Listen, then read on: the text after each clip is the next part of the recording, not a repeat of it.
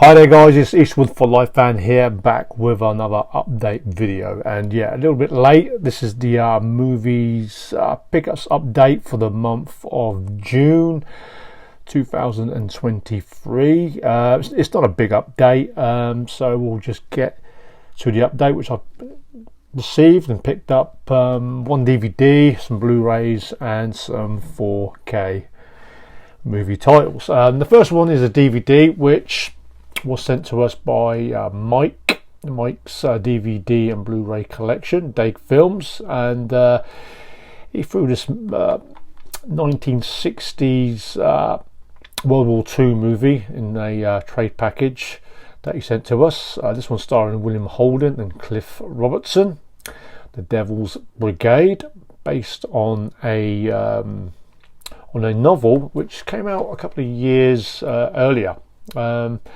I'm not 100% sure if I have seen this one, but yeah, big thank you, Mike, for sending this one out to us. On to the Blu-rays now. A collection of movies. I've been after this set for quite a while, and it's the Police Academy complete collection, which I've seen this edition in my local CX quite a few times, but every time I've seen it in there, the slip box has always been badly bashed about. And yeah, the Police Academy movies, very popular in the early 80s. I think the first one came out in 1984, which only cost, I think, $5 million and $150 million, and it went on to make many sequels. Most of the movies were quite profitable, which kind of launched the career of Steve Guttenberg and also Kim Cattrall. For me, the Police Academy movies, I think the first, like with most franchises or series of movies, the first couple of movies are really good. I think the first three are the best, and then it kind of started to go downhill. I think Steven Guttenberg, he was in the first three movies, and then the last one was Police Academy 7, Mission to Moscow. I'm pretty sure I've seen the first five. It was just the last two that I don't think I've seen. But yeah, a nice tidy set of the Police Academy movies. So yeah, the Police Academy movies. Yeah, Mahoney, Hightower and Jones. I look forward to revisiting these movies once again. It's been a while.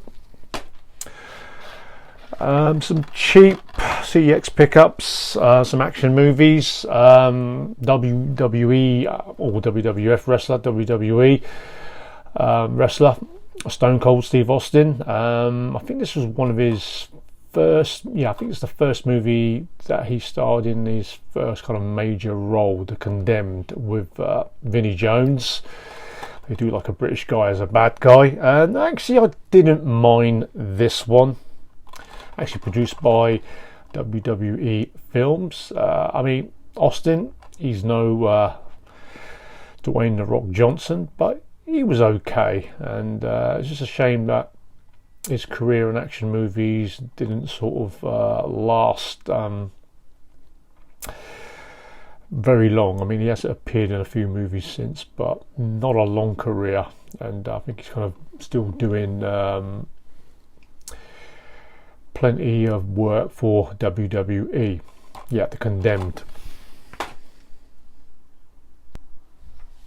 The next two movies are Liam Neeson movies. The first one being The Commuter.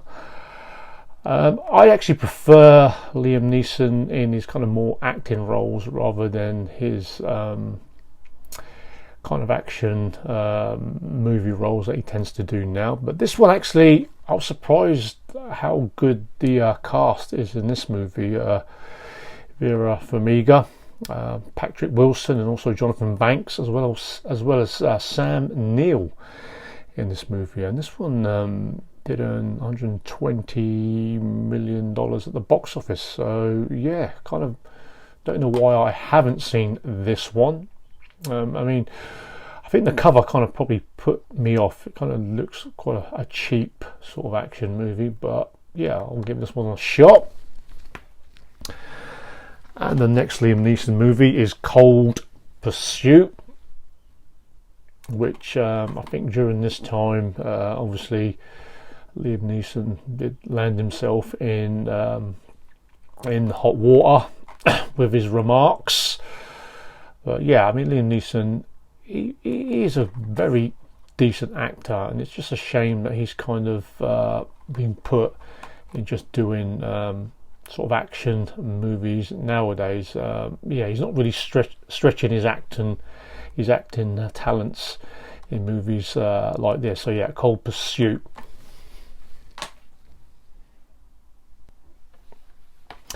The next movie is a US edition of a Michael Winner late 1970s movie, Firepower, which originally Charles Bronson was going to appear in this one.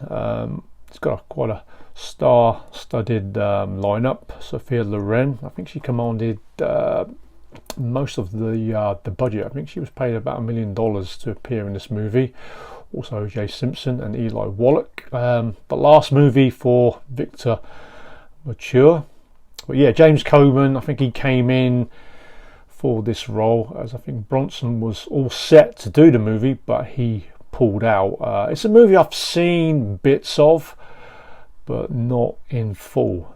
Yeah, Michael Winner, all known for directing the Death Wish movies with Charles Bronson. The next edition, or I should say bootleg, is actually the Netflix TV series Fubar, starring Arnold Schwarzenegger, which it was okay. I didn't mind this.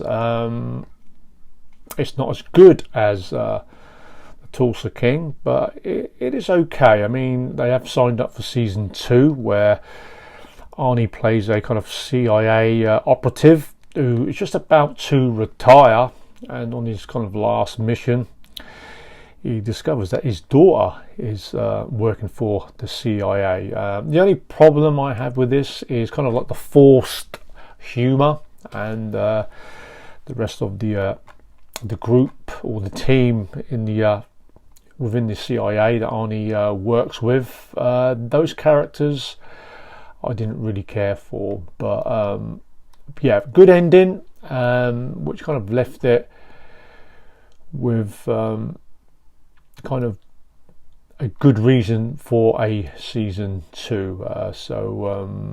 Yeah, I mean, Fubar, if you're an Arnie fan, you will enjoy this, but a little bit too much CGI, especially in the first few episodes. But other than that, it's okay. It's solid. It's not fantastic. It's not a brilliant TV series. But yeah, just hoping that season 2 can grow a little bit better and develop into a better show. And yeah, the comedy could be toned down a little bit more. But yeah, Fubar, starring Arnold Schwarzenegger. Onto the 4Ks now, and yeah, Mike in that trade package, which I did do a video of, did send me the Scream Factory Halloween 4K collection from the movies from 1995 to 2002, which has Halloween, The Curse of Michael Myers, which is actually Donald Pleasance's last involvement in the Halloween franchise. Then you get Halloween H2O, which is 20 years later, the return of Jamie Lee Curtis, and probably the worst Halloween movie of all time, I think for many fans, is Halloween Resurrection. So yeah, I've completed this collection, which I'll just briefly show. I guess most of you have seen all these movies shown in an update. Glad that Scream Factory continued with the previous movies with these kind of slipbox cases. Got some Michael Myers. Halloween H2O, 20 years later, which yeah, probably my fourth favourite Halloween movie.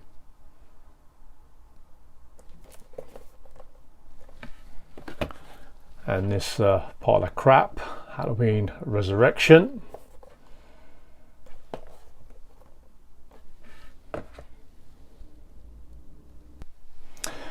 So I finally received this set and finished off my Halloween collection of the original series of movies, which I will plan on doing a Halloween movie marathon in the month of October.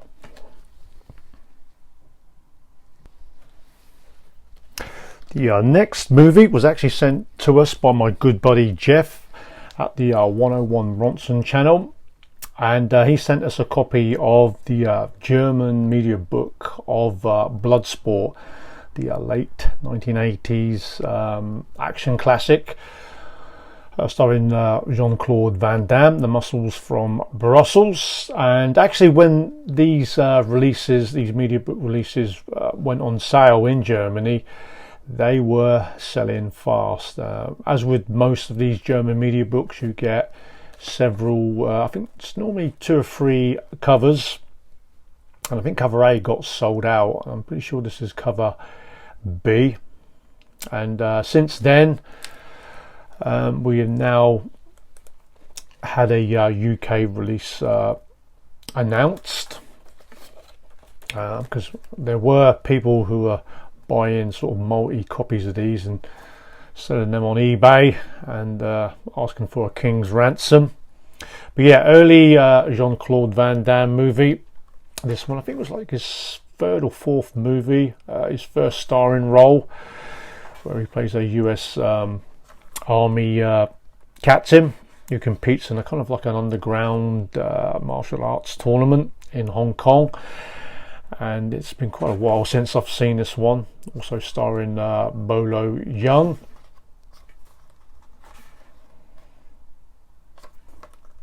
And I think it's probably only the second 4K movie release starring Jean-Claude Van Damme. I know Universal Soldier, the original movie, had a 4K release. But yeah, classic Van Damme. This comes with the Blu-ray and the 4K. Bolo Young there.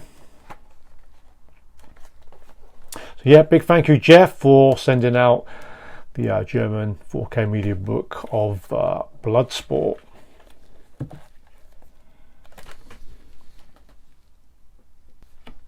And part of that trade package with my good buddy Mike, which I did show in the video, is this US Criterion Collection release of Malcolm X on 4K. Yeah, fantastic Spike Lee movie.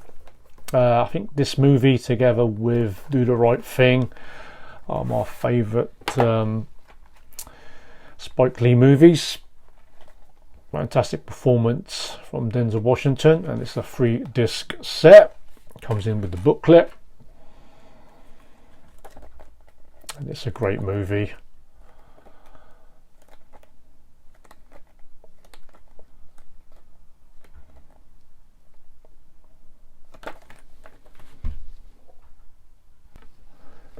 And the last title to show, I've picked up the first 3 movies in Steelbook release. The 4th movie, the Indiana Jones and the Kingdom of the Crystal Skull, which kind of finishes that collection off until the 5th movie gets released on Steelbook. So yeah, I am planning on watching the 5th movie later this week.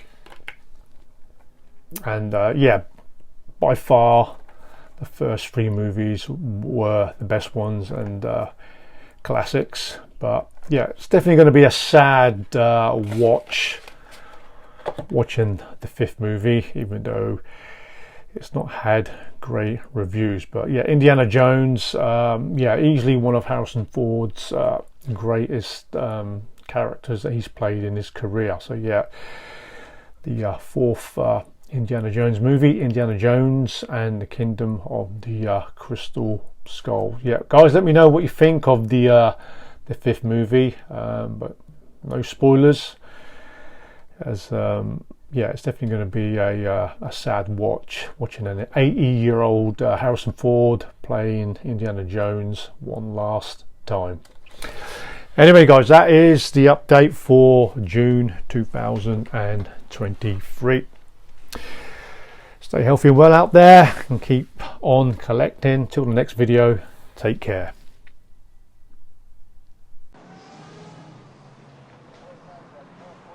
Go ahead. Make my day.